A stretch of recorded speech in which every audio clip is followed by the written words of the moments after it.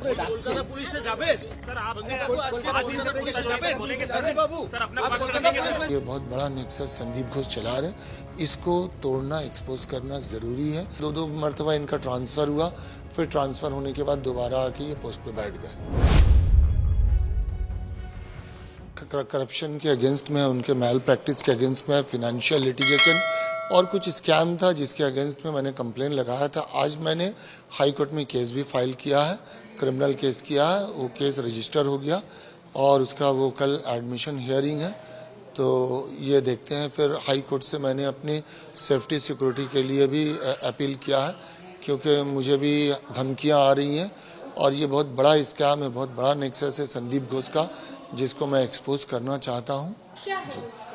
ये बहुत सारे, जैसे बायोमेडिकल वेस्ट का, जैसे डेड बॉडी का, जैसे टेंडर दे करके कमीशन लेना, छात्रों को फेल कराना, फेल करके पैसे लेना, और जैसे इलीगल जो स्टॉल कियोस्क है ये सब बिना गैर टेंडर वगैरह के रेंट पे देना। तो इस तरह का बहुत सारा इरेगुलरिटीज़ है, इसमें डेड बॉडी भी एक है।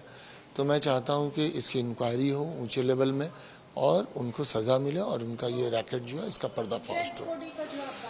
जी देखिए, ये कुछ डेड बॉडी जो है बगैर पेशेंट पार्टी के, मर्जी के, कंसेंट के और फॉरेंसिक मेडिसिन के एचओडी के बिना नॉलेज के ये वर्कशॉप में दे दिए थे। तो इसके अगेंस्ट में एक इंक्वायरी कमेटी हुई थी, नेशनल कमीशन में कंप्लेन भी हुई थी, हाई कोर्ट में भी पीएल हुआ था। जी, डिपार्टमेंट ने कोई इंक्वायरी नहीं बैठाई? बहुत कुछ हुआ, सब कुछ हुआ, लेकिन पता नहीं आज तक कुछ हुआ नहीं इनका आज तक अभी तक तो कुछ हुआ नहीं है। ऐसा बोला जाता है कि काफी रसूख वाले रहे हैं। हाँ, ये तो समझ में आता है, क्योंकि दो मरतबा इनका ट्रांसफर हुआ, फिर ट्रांसफर होने के बाद दोबारा आके ये पोस्ट पे बैठ गए। ये मुझे नहीं लगता, और ये मेरे लिए बोलना मुनासिब भी नहीं होगा, क्योंकि जो चीज़ मेरे नॉलेज में नहीं है मैं कैसे बोल सकता हूँ। आपका भी वहाँ से ट्रांसफर किया गया था, क्या वजह थी? ट्रांसफ़र क्योंकि मैंने इनका पर्दाफाश किया था, इनको एक्सपोज किया था, तो इसलिए मेरा ट्रांसफ़र इन्होंने करवाया। लेकिन देखिए, ट्रांसफ़र एक चीज़ है कि सरकारी नौकरी में ट्रांसफ़र हो ही सकता है, उससे मैं घबराया नहीं हूँ, न परेशान हूँ। ये जब केस चल रहा था तो जो आरजी करके रोगी कल्याण समिति के चेयरपर्सन है, उन्होंने कहा था कि यहाँ काफी ग्रुप चलते हैं 2-3, जिसका शिकार संदीप घोष को बनाया जा रहा है। नहीं, ये गलत बात है। संदीप घोष खुद करप्टेड आदमी है और वो एक माफिया के जैसा। मैंने अपनी पूरी जिंदगी में, कैरियर में इतना गंदा इंसान नहीं देखा। अनक्लेम्ड बॉडी की जो बात कर रहे हैं आप, वो क्या बांग्लादेश से कहीं ना कहीं?